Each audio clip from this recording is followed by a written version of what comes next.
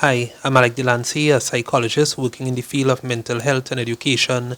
And today I want to talk to you about a topic which is understanding the root cause of aggression and violence, especially among teenagers and early adults.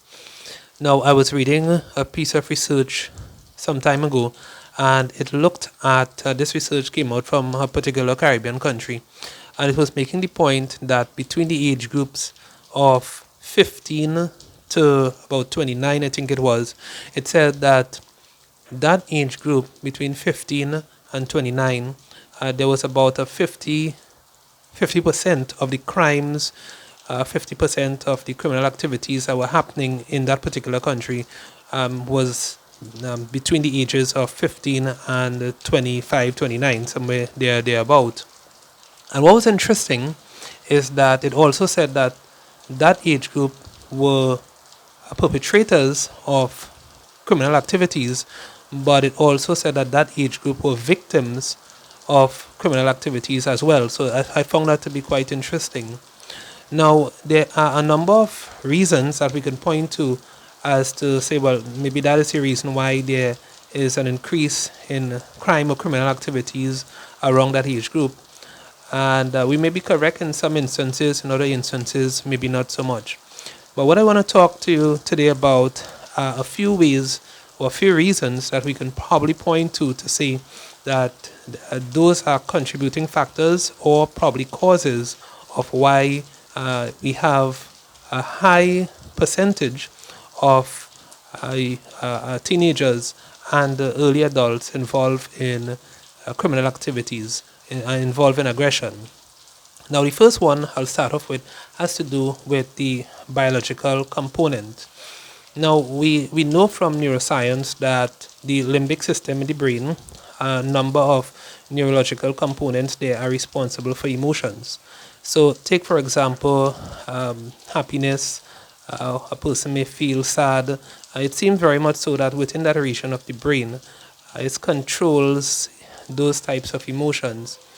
Of course, what we are learning based on neuroscience is that the limbic system is pretty much developed from birth, it's mature, and as a person grows with experience and so forth, it will be shaped.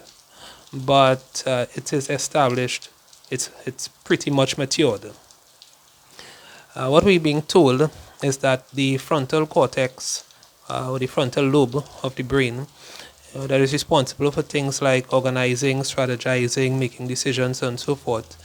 Maturation takes place gradually, and you may have an individual who may actually have their frontal lobes fully mature at around maybe 25, 30 years old or so.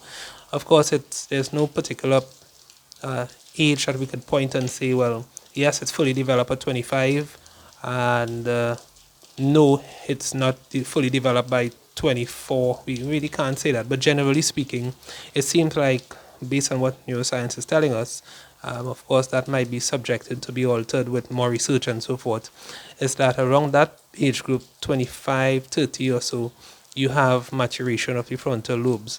So it's very much likely that because a young person, might be emotionally driven, not that their frontal lobes are not working, it's not like they can't make what we call executive decisions or higher level thinking to delay gratification or to control impulses, which the frontal lobe very much helps with. It's not how we're saying that the individual can't do that, they can. But what we are saying is that because of maturation taking place and will happen later in life, you find that the 15-year-old might be more likely to be more driven by impulsivity or hyperactivity as opposed to someone who's probably 40 years old, 50 years old, that can self-regulate a little better. So it's possible that because of having that biological component, that is affecting their ability to self-regulate very early in life. Again, not saying that they can't, but having that challenge to self-regulate as easily as an adult can do it, it's very much likely that they will become irate, they'll become frustrated, they'll become annoyed faster than someone who is a little older. And of course, if you become irate, sometimes you become very irrational, and you can have aggressive behaviors being demonstrated, pushing, shoving, and you can have stealing. You could even have, as we noted at the onset with the statistics, you can have criminal activities such as persons attempting murder, or even actually taking the life of someone else, or probably even involved in a fight, fighting with weapons, and maybe the police has to be involved. So the biological component does seem to be a significant reason, or at least one reason, as to why we have teenagers and early adults struggling with impulse control issues. Another area has to do with environmental influences. Of course, we know, and this is based on research that will have been done by Piaget and even by Brunfred Brenner in the ecological systems theory, where we are told there that one's environment does shape how he or she relates, how he or she behaves, how he or she is influenced, or what they're influenced by. So we have things like music, we have things like family beliefs, we have things like culture. Of course, I will take into consideration language and beliefs and worldviews.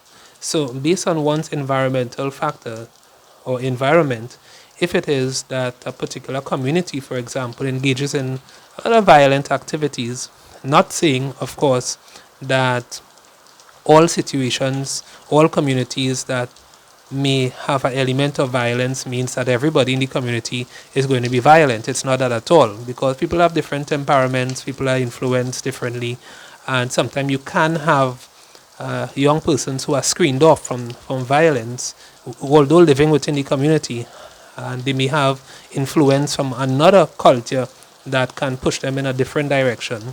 So what we are saying though is that based on culture or societal norms, or even based on a subculture within a particular region or a particular locale, we can have persons demonstrating similar behaviors, similar aggressive behaviors as others within the society. Another area we can focus on is to help us to understand the root cause of aggressive behavior has to do with how a person may feel, especially when they're in an environment such as school or in the workplace. So you can have a person who feels pressured when they are in the workplace. They feel uncomfortable, maybe at school, there's academic pressure, there's stress to perform. And what you can have happening is that this individual could, because of the pressure, because of the stress, the high level of discomfort, can start now acting out.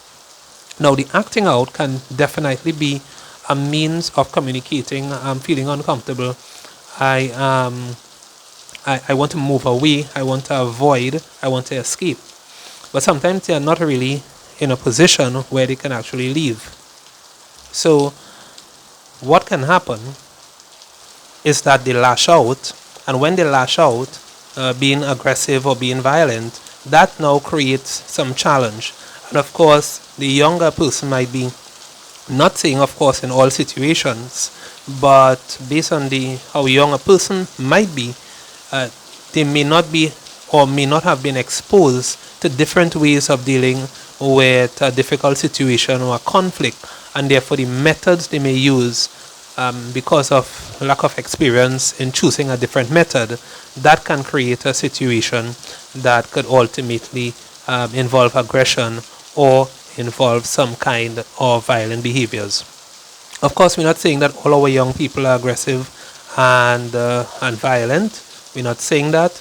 But what we are saying is that it seemed very much so that the age group is more likely to be involved in